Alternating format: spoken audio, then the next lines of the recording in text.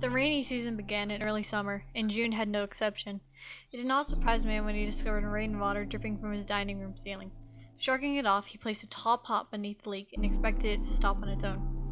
However, it continued to rain, and before he knew it, the pot would threaten to overflow. He had to dump the water out first thing in the morning and straight after he returned home from work. Eventually, he began to notice water damage at the source of the leak.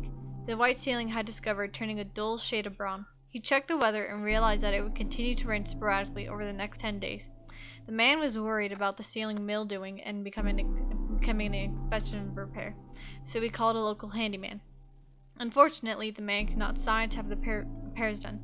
Only his landlord could. It was a frustrating policy. The man called his landlord but could not reach him. He left a few voicemails detailing how the damage was becoming progressively worse. The man was clueless as to why his landlord would not return his calls. They usually kept in touch, speaking at least twice a month. Finally, he reasoned that he could not be held accountable for any damages sustained. One night, the man was startled awake by a massive thump. He quickly turned on his bedside lamp, and just vaguely he could see an overturned table and a large shape lying across it.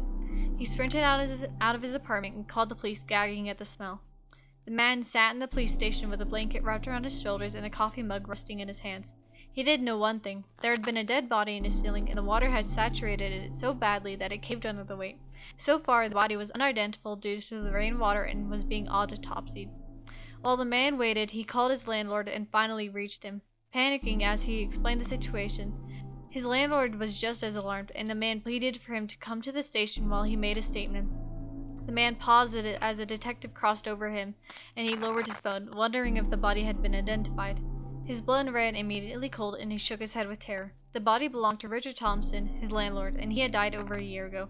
That's not what disturbed him the most. If his landlord was dead, then who was pretending to be him?